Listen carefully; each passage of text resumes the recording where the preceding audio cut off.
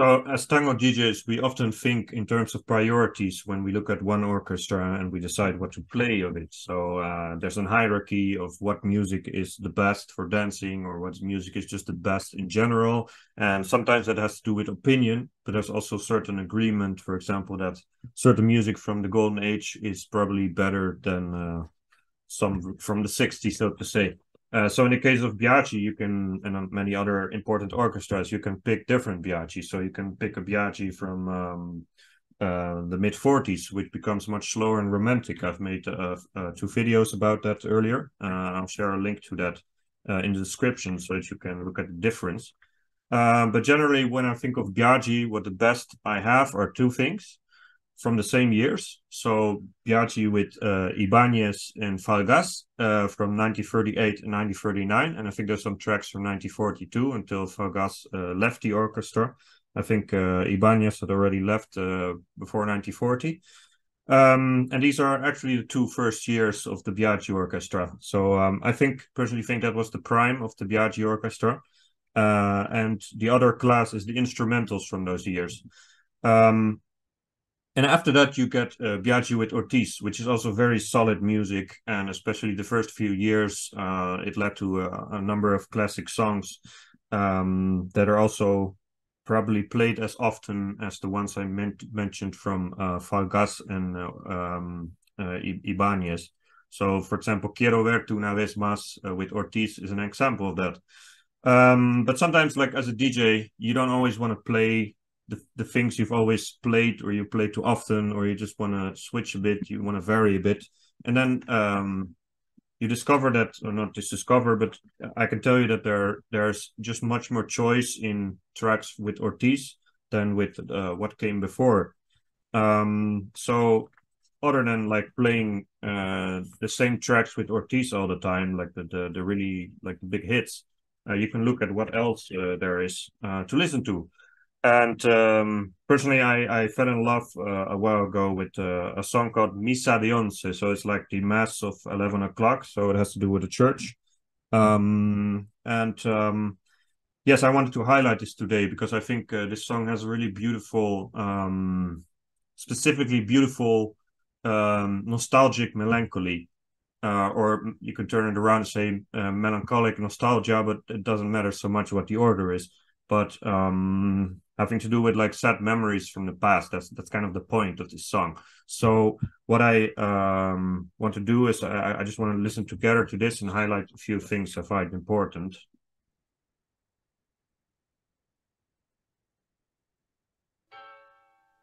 So slow, weird intro.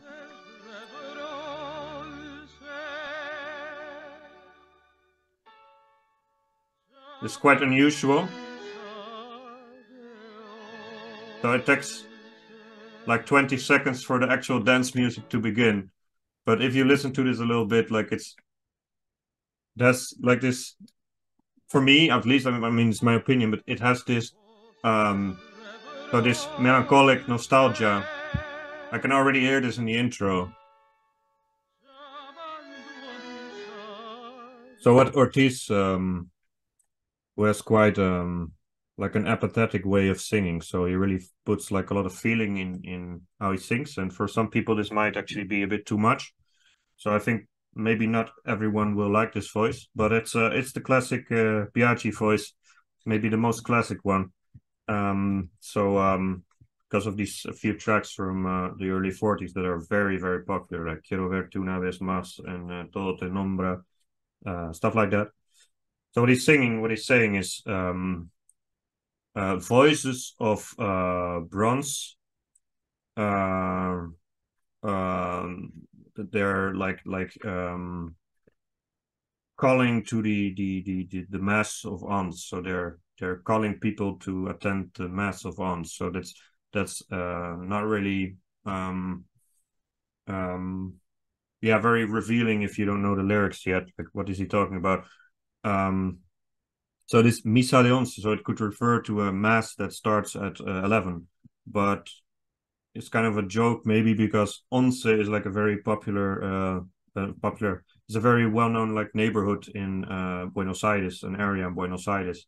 So I'm not entirely sure whether it only refers to just some church somewhere or whether it's actually set in his neighborhood, but I'm not sure whether we'll ever find out, because some of these things really remain hidden in history. I can't ask the person who wrote this lyric.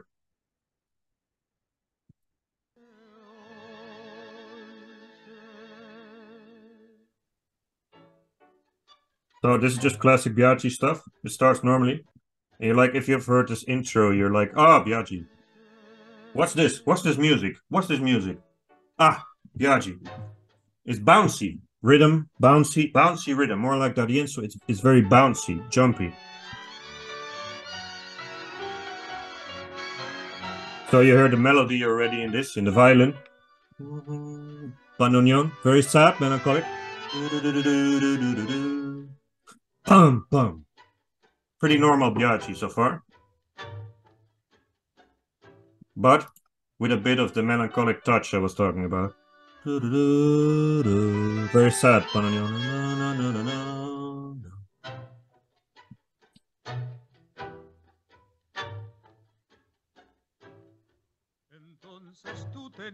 So what's quite uncommon is that he starts singing very early. So the intro with his voice actually took very long. Now he starts quite early, but he also ends relatively early. So that's just the structure of this song. So let's listen to what he's going to talk about.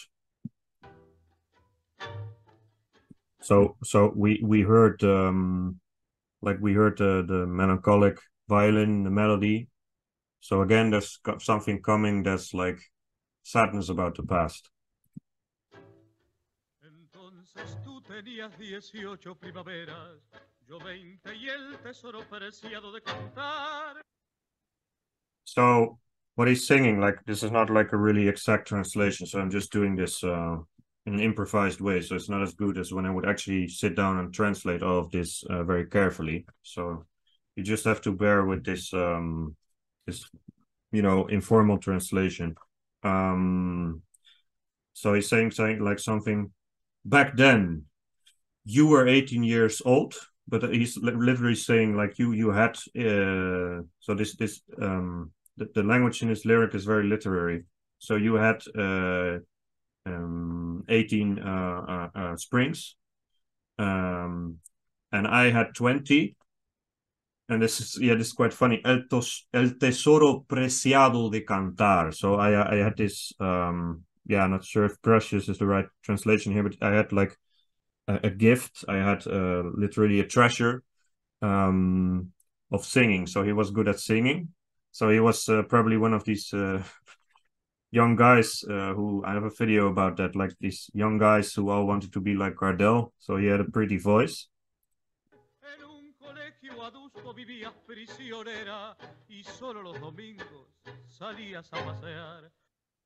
So he was in love with this girl, but she was actually living in some kind of I think religious so it's colegio adulto, very difficult word, adulto.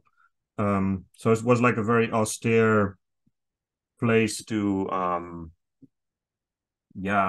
not sure, maybe it was a religious school. Like colegio normally would be like a secondary school, but I have the feeling like this maybe has to do with the nuns, like it's very Catholic, but maybe whatever education she was getting, she was kind of being a prisoner there, so she had no freedom of movement. Y solo los domingos salías a pasear. So you only went out on Sundays. So this sounds quite extreme for a walk.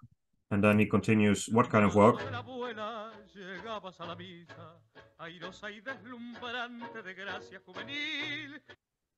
So now he's describing how like this walk on Sundays is not just a Sunday, right? Like it's the Sunday of the church, the Sunday of the mass. And she was like arms in arms with her grandmother, who would bring her to the mass. And she was I cannot translate everything literally due to time constraints, but she was very pretty, young and pretty. And as he saw her at the mass, he would greet her with "mi mejor sonrisa," Con mi mejor sonrisa que tú correspondías con alemán gentil. So, mi mejor sonrisa, my best smile. So the best smile he could fake in a way. That's how he would look at her and greet her, and she would look back, and she would give him a tender, sweet smile. So this is like the background of his love of his youth that was inaccessible to him.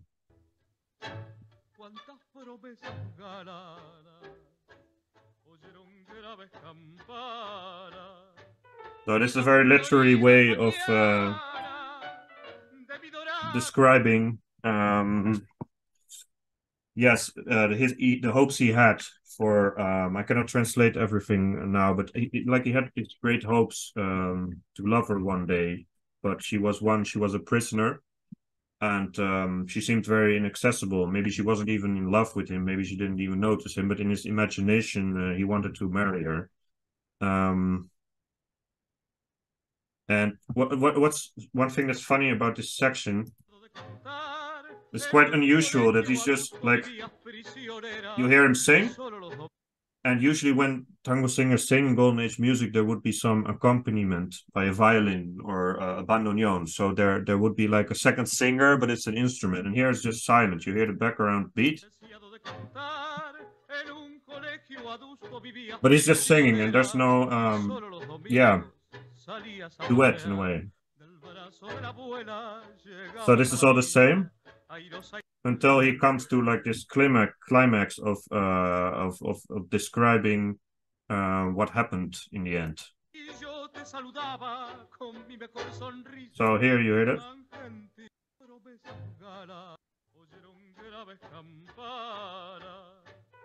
So piano. So it's a bit of illustration of what he's saying about. But this is my favorite part of this song. This is also originally why I wanted to make a video about this. This is absolutely beautiful poetry. Look, Leo violin.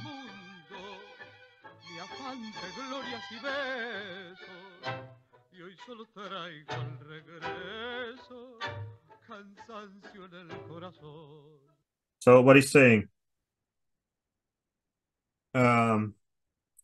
So I went to travel the world, but that's not specific enough. How would I translate this? So I went to oh shit. I think I should probably have written that down. But so he just started wandering the world. En mi afán de glorias y besos. So he was looking for pretty much for fame and kisses. So apparently he had a lot of kisses and maybe some fame as well. But y hoy solo traigo al regreso cansancio en el corazón. And these lines are so tango. These two lines are so tango. There's so many lyrics that are like this. In a beautiful way. I don't mean it's repetitive, but it's like has to do with like the identity of what tango music is often about. So he went, he went abroad and he got all these pleasures, but all I carry now that I'm back, so in Buenos Aires, Argentina, or wherever, cansancio en el corazón, and how he sings this is so beautiful.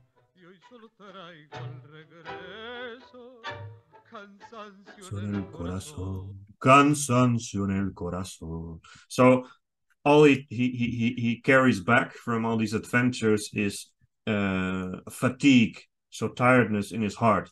So this is pretty much the end of the lyric. Let's listen to what happens now. So he's done singing about how he had this beautiful love or desire in his youth, like a very pure desire. But then actually he lived this tango lifestyle of being a playboy and doing all kinds of things that are not very Christian.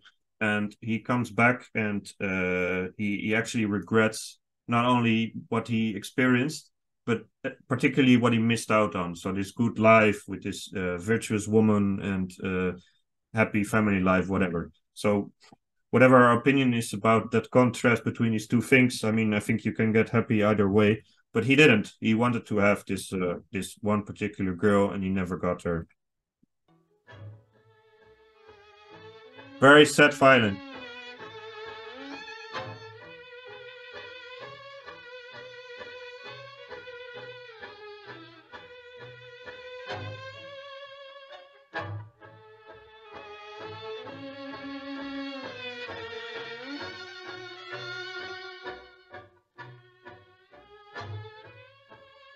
So much meaning in his music. And now bandoneon. Final.